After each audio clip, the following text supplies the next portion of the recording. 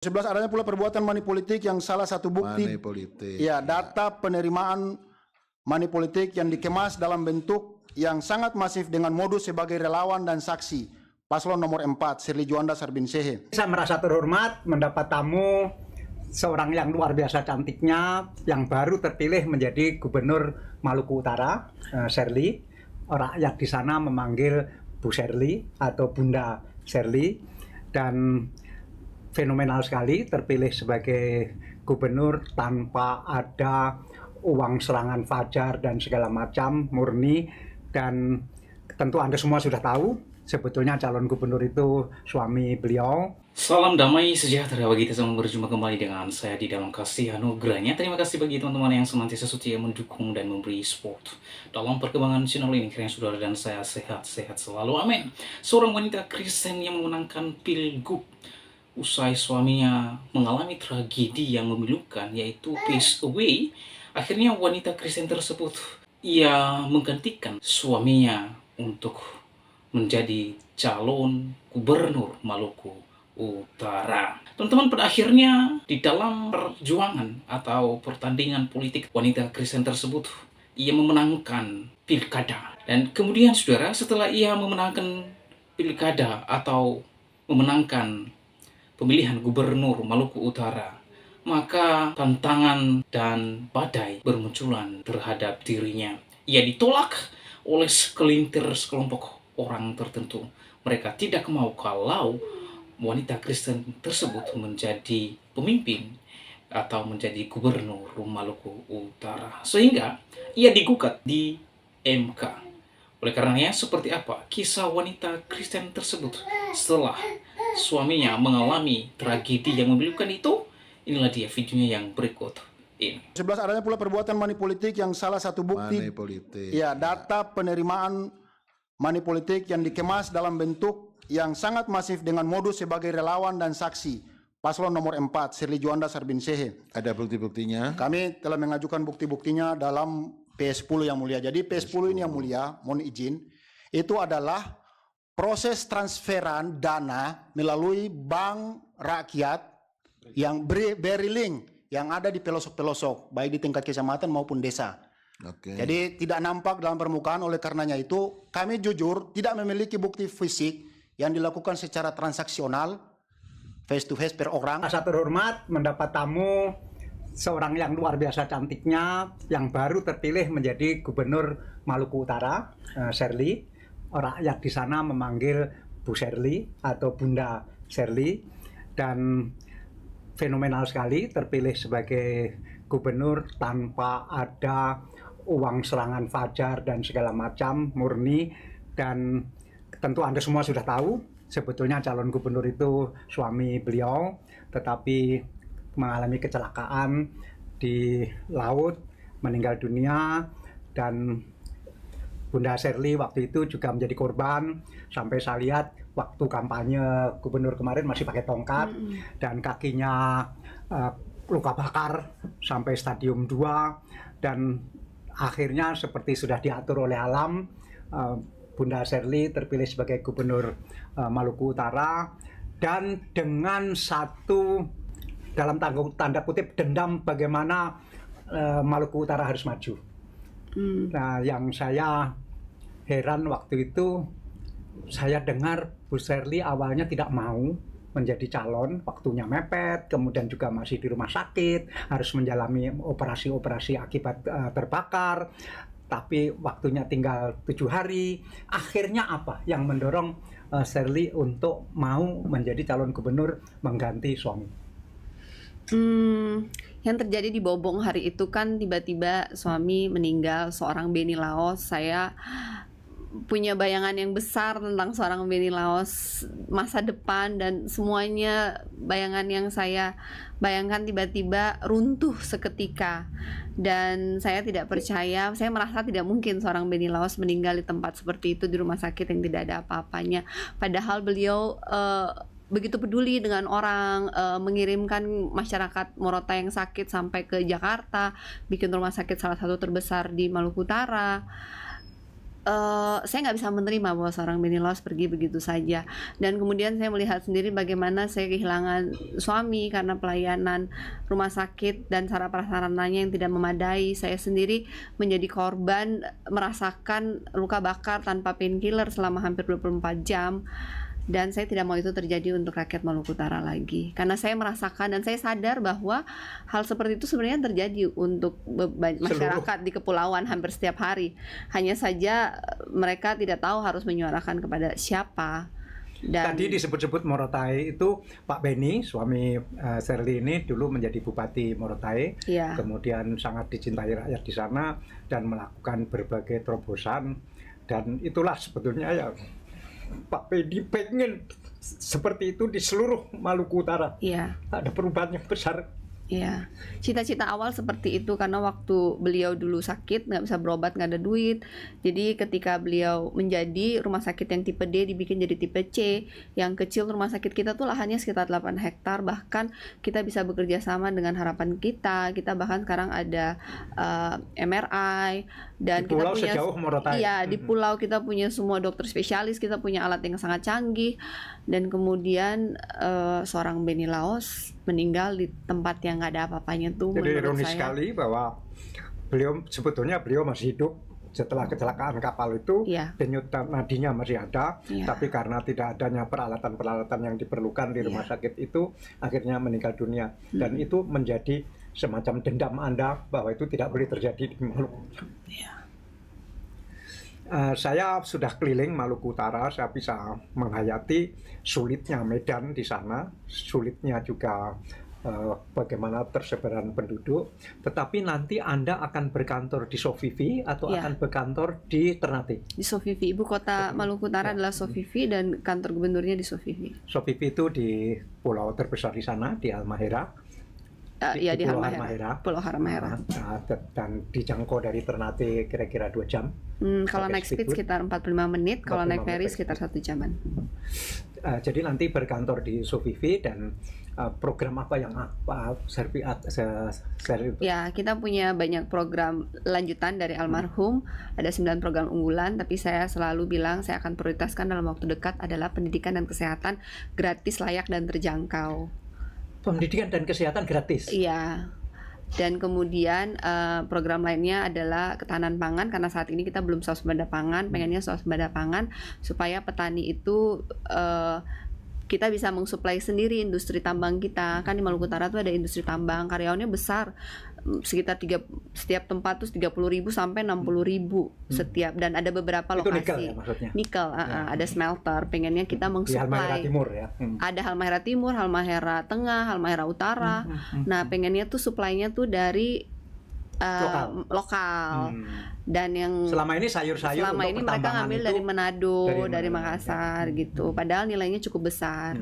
Dan salah satunya juga kita beri nama Transkiaraha karena ada beberapa, kayak contoh kemarin Taliabu tidak ada airport.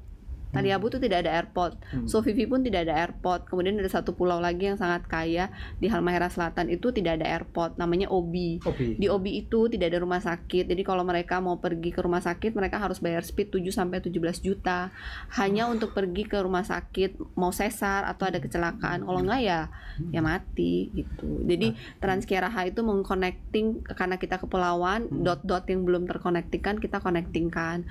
Kemudian nilai tukar rupiah, nilai tukar nelayan petani kita itu sangat rendah karena biaya transportasi yang mahal. Jadi kita mau ada subsidi transportasi darat untuk petani-petani supaya hasilnya dijual ke market itu nggak habis di ongkos, nilai tukar petaninya bisa lebih baik. Sel ini hebat karena suaminya dulu pengusaha, Pak Benny itu pengusaha, mulai dari sangat kecil kemudian sukses sekali. Papanya juga pengusaha, papanya ini adalah pengusaha perikanan yang sangat terkenal di Maluku, sehingga saya kira Shirley sangat menghayati potensi ekonomi di Maluku Utara dan apa yang harus dilakukan. Seberapa, dari mana nanti Anda akan, misalnya rumah sakit, pendidikan, kan APBD Anda kan kecil sekali. Iya, APBD di Maluku Utara itu cuma 3,7 triliun, itu salah satu terkecil se-Indonesia setelah Papua. Kemarin saya pergi ke Makassar, kota Makassar aja 5,7 triliun. Kita provinsi cuma 3,7 triliun.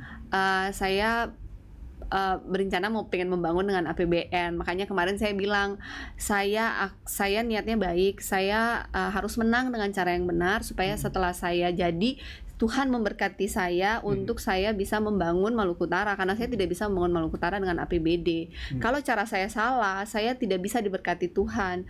Jadi cara menangnya harus benar dengan kedaulatan rakyat, bukan dengan politik uang. Ketika saya sudah menjabat nanti, saya percaya Tuhan akan memberkati saya, membantu saya mencari program-program di pusat menggunakan APBN untuk membangun Maluku Utara. Karena saya butuh airport, saya butuh dermaga, saya butuh subsidi jalan darat, itu semua programnya ada di pusat. Iya. Kebetulan saya kemarin juga didukung oleh 8 partai dan 8 partai itu punya menteri-menteri di posisi yang strategis. Mudah-mudahan ke depan bisa bekerja sama untuk mensupport Maluku Utara. Tapi nanti ya di sana ada persoalan yang sangat kontradiktif antara orang miskin, nelayan miskin, pertanian miskin di satu pihak, di lain pihak ada industri nikel yang begitu ya glamor, begitu maju nanti. Itu gimana nanti Anda menyeimbangkan itu? Saya memastikan bahwa semua masyarakat yang tinggal di lingkar tambang itu mendapatkan manfaat. Kesejahteraan mereka terjamin, karena saat ini pasti sebaik-baiknya diatur, pasti tetap ada dampak lingkungan. Mereka yang nelayan dan petani terganggu dengan aktivitas tambang. Harus ada kompensasi yang disetujui kedua belah pihak untuk kesejahteraan petani dan nelayan, mostly yang tinggal di lingkar tambang itu tetap terjamin. Either mereka menjadi karyawan di tambang atau diberikan alternatif pekerjaan yang lain, atau apapun itu, kesejahteraan masyarakat sekitar lingkar tambang harus lebih baik setelah adanya industri tambang itu. Kontradiksi yang lain tadi adalah Anda ini orang yang pendidikan luar negeri, di Singapura, di Belanda, kemudian juga dari lingkungan yang sangat mampu. Kemudian Anda harus berjuang, harus mengabdi di daerah kepulauan yang miskin begitu. Bagaimana kejiwaan Anda bisa melayani mereka? Melayani sebagai manusia, kita semua punya rasa kemanusiaan, dan karena saya sendiri kemarin menjadi korban, merasakan apa yang mereka rasakan, sehingga saya tahu apa yang mereka rasakan. Dan saya 5 tahun mendampingi almarhum, kemarin saya sudah melihat banyak. Setelah persiapan Pilgub pun saya udah ke 10 kabupaten kota. Saya pun saya juga sudah melihat banyak masalah, bagaimana empatinya sebagai manusia melihat daerah yang begini kaya dengan ketimpangan sosial dan pemerintah tidak hadir di beberapa tempat. Secara manusia saya mengerti rasa mereka, dan kemudian untuk membuat mereka menjadi sejahtera, mendiang suami saya Pak Beni Laos selalu bilang, kamu tidak bisa dibawa oleh orang yang nggak tahu tujuannya, yang belum nyampe. Kita bersyukur kita diberkati Tuhan, kita cukup sejahtera, kita tahu bagaimana menjadi sejahtera. Untuk itu almarhum mau ikut Pilgub Maluku Utara supaya bisa membawa mereka menjadi lebih sejahtera, karena kita tahu caranya. Seperti itu. Nah, jadi dari dialog ini saya sebetulnya terakhir tadi tidak sampai hati mengajukan pertanyaan itu saya anggap pertanyaan itu sebetulnya sulit sekali, tetapi Anda semua melihat jawabannya. Jadi ternyata Sherly ini tidak hanya cantik, tidak hanya ibu rumah tangga, tapi juga cerdas sekali. Makasih, dan Pak. bisa menjawab pertanyaan yang anggapan saya tadi tersulit dijawab oleh seorang politisi sekalipun, dan Anda menjawabnya dengan luar biasa karena ada empati dan seterusnya itu. Dan tetapi Anda pernah di Belanda karena sekolah apa ya? Jadi saya tuh dulu kuliah di sini, saya sempat SMA di Petra Manyar setahun. Oh, di Petra Surabaya Manyar. Iya. Ambil apa? Enggak, SMA. Jadi saya tuh pernah SMA Petra Manyar, SMA 1 tahun aja. Karena tahun 98. Ya, jadi saya pindah ke Singapura waktu itu, ngambil SMA juga berarti? Enggak, saya pindah karena waktu itu transisi dan ada sistem-sistem yang saya harus ikutin dan saya tidak mau turun kelas. Jadi di masa transisi di Singapura itu saya ngambil interior design. Kayak kursus gitu interior design. Nah, pas kuliah saya balik ke sini. Pas SMA saya ke Swastiastu Bali untuk dapat ijazah SMA. Jadi SMA kelas 3 saya itu di Bali di Swastiastu. Kemudian kuliah saya masuk ke Petra Petra Surabaya, University ya. di Siwalan Kerto, ngambil International Business Management IBM Sampai selesai. sampai year 3. Oh, tahun Kemudian ketiga. ada kerjasama dengan Petra ke Belanda. Saya ikut pertukaran pelajar untuk double degree. Oh, itu 3 tahun kuliah di Petra, 2 Iya, tahun 1 tahun selebihnya, terakhir 1 saya tahun double degree di Belanda, Di gitu. kota apa? Di Amsterdam. Ambil apa? Lanjutan sama international business. International business. 6 bulan kuliahnya, 6 bulan saya magang di Ahold, kayak supermarket chain di sana. Jadi pernah bekerja Pernah bekerja. di Belanda. Dan ketemu Pak Beni di mana? Nah, Pak Beni di Bali. Kenapa di Bali? Sekarang waktu itu saya tinggal di Bali karena tahun 98 iya. itu keluarga saya tahun 99 keluarga saya karena ada kerusuhan, jadi keluarga saya pindah ke Bali, tinggal di Bali tahun 99. Nah, saya kenal Pak Beni itu Desember 2004. Dikenalkan sama tante saya lewat telepon. Pengen dikenalkan karena waktu usia Pak Beni udah 33 tahun kan, belum menikah. Saya waktu 23 tahun, baru pulang Dari Belanda. oh enggak, saya masih 22 waktu itu. Pak Beni 32, saya 22. Jadi Pak Beni ke Bali untuk ketemu, dikenalkan. Terus kita berkenalnya singkat, terus Mei 2025 kita udah menikah. Ya. Dan Anda tidak pernah magang di perusahaan Bapak Anda ya? Sempat magang sebentar juga beberapa di perikanan bulan. itu. Iya, saya dulu ke Makassar, kalau kapal datang dari Ambon ke Makassar, kalau jual ke Makassar, saya yang ke Makassar nyeker ikan, Pak. Oh. Saya yang hitung ikan, nyeker kualitinya, catat gitu, tukang nyeker. Ya, bapaknya ini dulu punya bengkel sepeda motor, Iya. kemudian naik menjadi bengkel mobil, jadi mulai dari bawah sekali, Iya. kemudian bengkel kapal, Iya. kemudian membuat kapal, Iya. akhirnya membuat banyak kapal, Iya. akhirnya menjadi pengusaha perikanan. Iya. Oh, jadi merangkak sangat dari bawah sehingga Iya. menghayati apa yang terjadi di Iya, suami Maluku. saya juga dari bawah, jadi Iya, saya tahu Pak Iya. Beni pengusaha kecil sekali awalnya, kemudian menjadi pengusaha besar, dan waktu 98-99 orang Maluku itu tujuannya 3, kalau nggak ke Surabaya, ke Manado, ke Bali. Nah, teman-teman, itulah wanita Kristen yang memenangkan Pilgub Maluku Utara. Wanita Kristen tersebut menghadapi tantangan yang sungguh sangat bertubi-tubi, saudara. Suaminya mengalami tragedi yang memilukan. Bahkan setelah ia memenangkan pilkada, badai dan tantangan bermunculan atas dirinya. Nah, teman-teman, kemenangannya dibuat oleh sekelompok orang tertentu yang tidak terima, yang tidak suka atas kemenangan yang dia dapatkan.